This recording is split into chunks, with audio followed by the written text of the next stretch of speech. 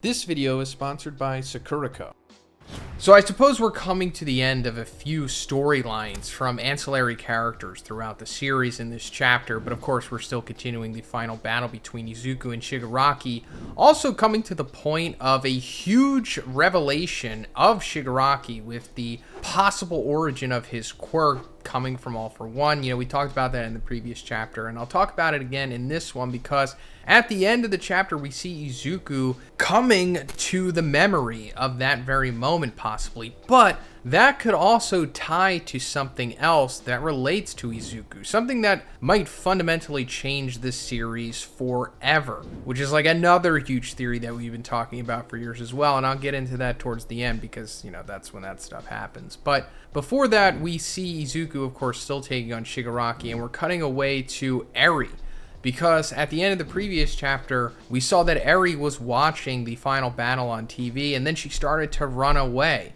And that had a whole bunch of theories coming out of it, like she's going to show up at the final battle somehow, wind up using her rewind quirk on either Izuku or Shigaraki or both, and it still is a possibility. But now that we're getting a continuation of that sequence, where we see ectoplasm stopping her from moving any more than she already can, and she's like, Deku needs my help, understandably, because he really does, but ectoplasm says he's hundreds of kilometers away, and then she says, I'll ride one of those thingies. She's referring to the underground elevators that they created to connect the schools and everything to UA. And ectoplasm says Dabi, Makia, All For One, those fights were bigger than we expected, compromising the evacuation system, and it's not going to be operating anytime soon. And it's like, all right, fine. But then even going further, he says, well, it also appears that you haven't stored enough energy for rewind because our horn isn't long enough. She hasn't stored enough, whatever energy is required to use her quirk powers. It's still not explained. It's just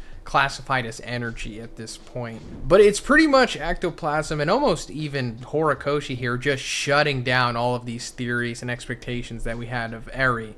Guys, sorry, she can't do anything. She's not even going to leave this place, let alone activate rewind and save the day. And it's I understand that, but also, Horikoshi, why even do the whole cliffhanger at the end of the previous chapter? Just to subvert our expectations and to hype us up, just to get us slightly disappointed? I mean, I don't need Eri to save the day, but it just makes sense in the story for her to have one last moment where she ultimately resolves one of the largest parts of the final battle, right? Now, I'm not saying all hope is lost. There still is some way that she gets there. I don't know, maybe there's another elevator, or maybe there's a teleport quirk, or I don't know, a helicopter picks her up. I don't know. It doesn't seem likely, I know, but it just seems like a waste to not use her one last time, to either restore Izuku so he goes to full power and then can beat down Shigaraki one last time or whatever, or like we talked about before, rewind Shigaraki's body back to when he was Tenko, when he was 4 or 5 years old, because her powers, her quirks seem to be time-based.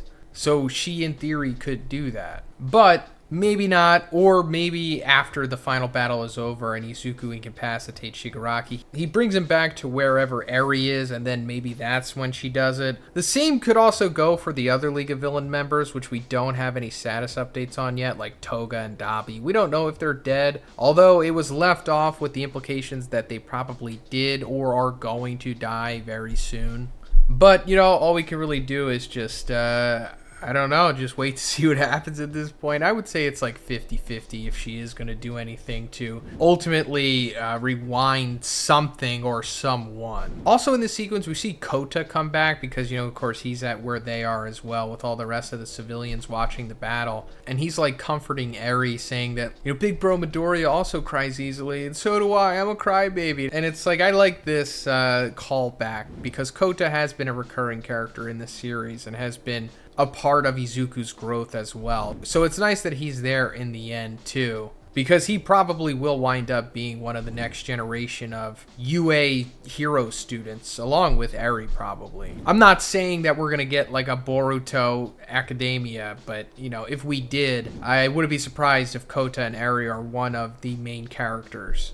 or in that main cast. Then we see like another character, like that one guy from the Dark Deku arc, or at the end of it, where he was like reluctant to letting Deku into UA because, you know, All For One was after him, and that was the whole reason why they had to stay in that shelter there, because of All For One. And then he ultimately just gave in and was like, you know, say you get to rest here for now, will we get back to our old lives eventually? Meaning that, yeah, but, you know, he has to take care of the League of Villains, which he ultimately is doing right now as he is watching the broadcast. So the theme going forward into this chapter is just showing the rest of the people that Izuku has touched, you know, in their heart. He changed them. I mean, he's changed many characters, but we're just seeing various examples of it. Then we come to Yaoyorozu and Denki, who we haven't seen in a little bit, and they're pretty much done as well, coming from UA landing successfully on the ground, and they're also witnessing the final battle. Then we're coming to what was happening after the battle with Tsuyu and Uraraka. So Uraraka gets picked up by like this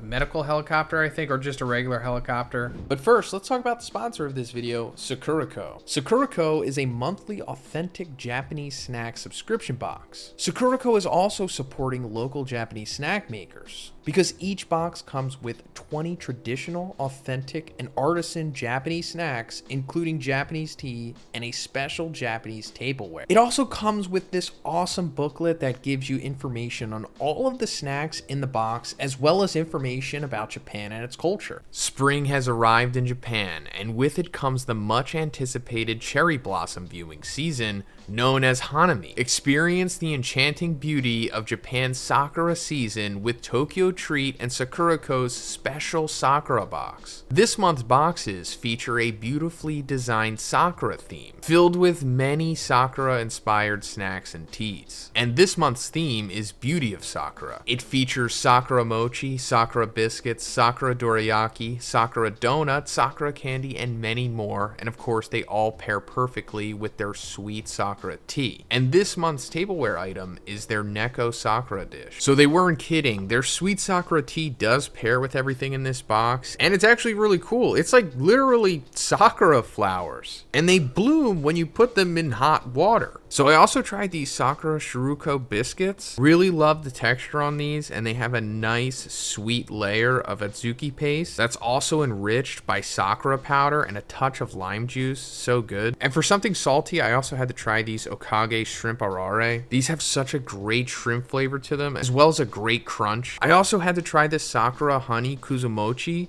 Is so flavorful. It has like plum tartness, but it also has that Sakura flavor in it too. So guys, if you want to get an amazing Sakurako box this month for you or your loved one, it also makes a great gift. Please check the link in the description, and also make sure you use code Zhoniin for $5 off your box. Thanks guys. Because she is on the verge of death as well after the end of her fight with Toga. And I don't think this means that she's going to die. I really highly doubt that she is. I mean, she's going to survive this for sure, but there has to be some stakes here, I suppose. It's way more up in the air on if Toga is going to survive or not, more so than Uraraka. But it's kind of just showing that, like, yeah, everybody's aware of what she did. She did play a big part, not only in this arc taking down Toga, but also in the Dark Deku arc, and convincing everybody to just essentially accept Izuku as the Messiah.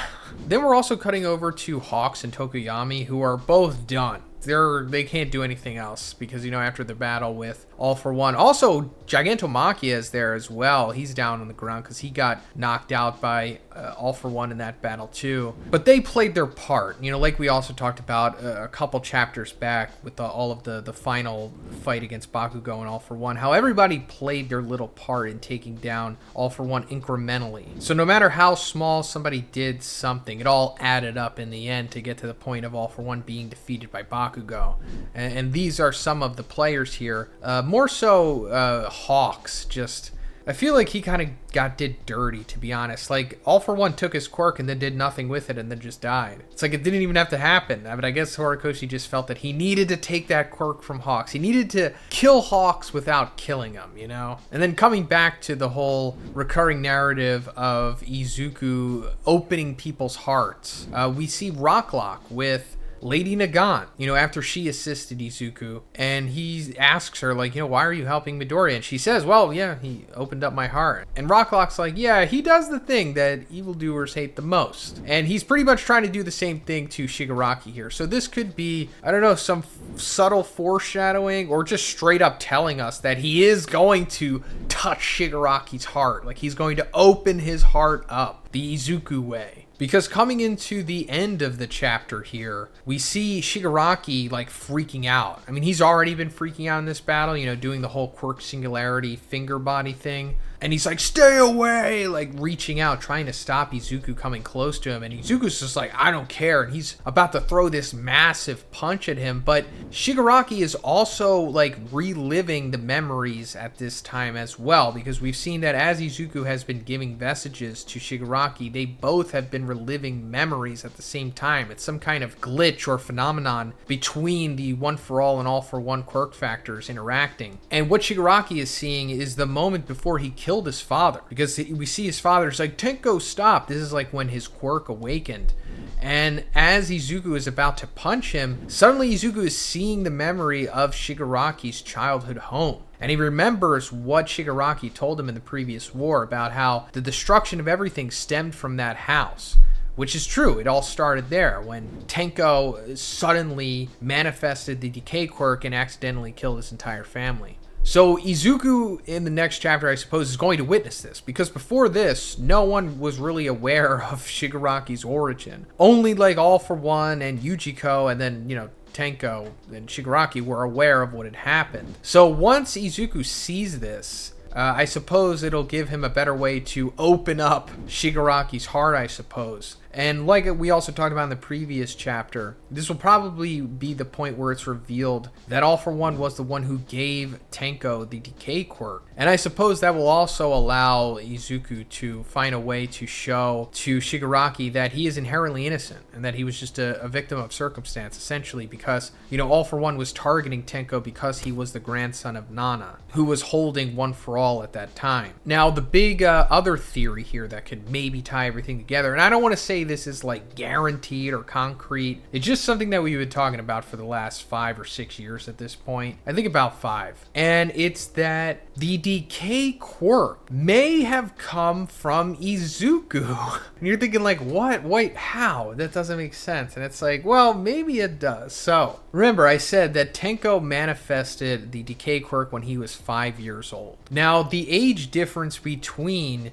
Izuku and Shigaraki is 5 years, right? I'm pretty sure at this point in time, Izuku is about 16 and Shigaraki is about 21, something like that, give or take a few months. So, if we also go back to the very first chapter / first episode, we see Yujiko there. And, we didn't know that was Yujiko at first until it was eventually revealed that, oh my god, he's All for One's right-hand man. And it was like Yujiko was the one who revealed to Izuku that he didn't have a quirk, right? So was that ultimately just a fun little Easter egg that Horikoshi put in there, like, oh hey, what a coincidence? Or was Izuku a part of this quirk grabbing scheme from children in the hospital, where if he would find a kid that has the potential to have like a great quirk or something, that he would give it to All for One? Now, I know that quirks usually manifest around the age of 4 or something, but I'm pretty sure Yujiko could probably figure out through DNA testing or something, or quirk factor testing or something like along those lines, if you're going to have a quirk as a child or not. I mean, come on. Don't forget, freaking Glowing Baby